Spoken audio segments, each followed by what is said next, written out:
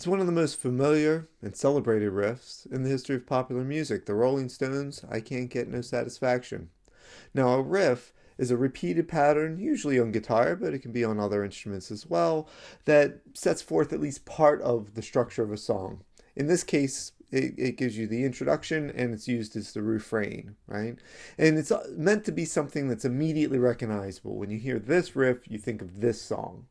Now let's take a closer look at how this particular one works. So let's take a look now at the riff, just the upper part, right? The guitar part. That's all we're concerned about for right now.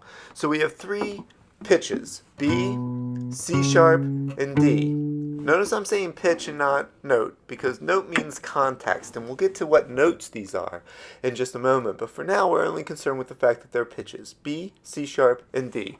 And they're pitches given to a specific rhythm.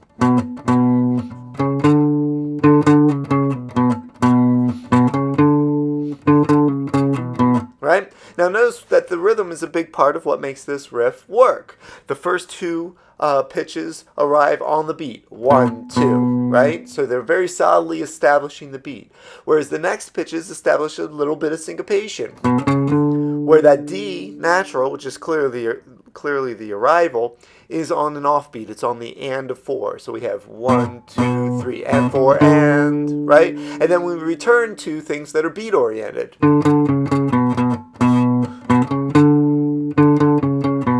Right? Pretty simple. Now let's talk about notes, right? So those are the pitches. But when we're talking about notes, we're talking about how they relate to the overall scheme of things. And to a certain extent, the the key signature there gives things away. I have it in an E signature because it's placed over this progression.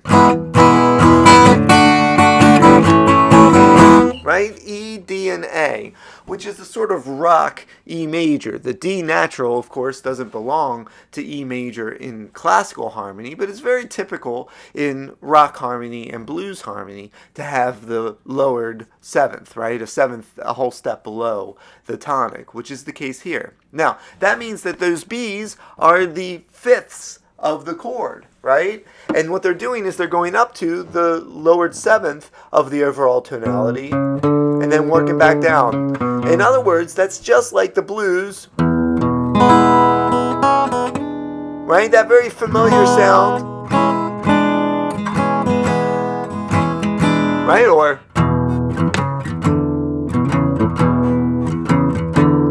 that we're so used to from the blues. In other words, what this riff is doing is it's working out a kind of rocky alternative to the blues. But what if it didn't do that? One way of working out analyses is what we might call contrafactual analysis. What if we rewrite the accompaniment to that riff so that it winds up being an entirely different thing, right? For instance, in this case, we can take those same pitches, B, C sharp, D, and reconfigure them as notes so that instead of thinking of them as being in a E blues environment, we might just think of them as being in a B minor environment. B, C sharp, and D natural would be scale degrees 1, 2, and 3 in the key of B minor. So what might that sound like?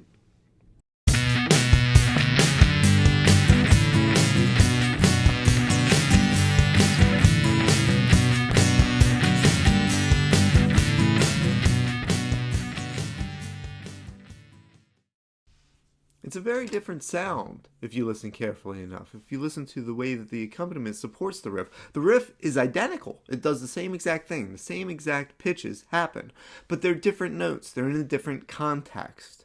I'll play it again to end this video where I fade from one to the other, so hopefully it'll be very obvious, and I'll also bring up the accompaniment a bit so that your attention can be focused there. But notice that this contrafactual, this way of thinking about how things might have been, shows what happens with the tune. What the tune is doing is it's part of that 60s re-exploration of the blues, right? And an attempt to create or forge rock out of the blues. The other sounds to me a little bit like alternative music. It sounds a little bit like something from the 90s, right? There's nothing wrong with it. Doesn't make it better or worse, but it's a very different feel. See if you can hear it. And thanks for watching.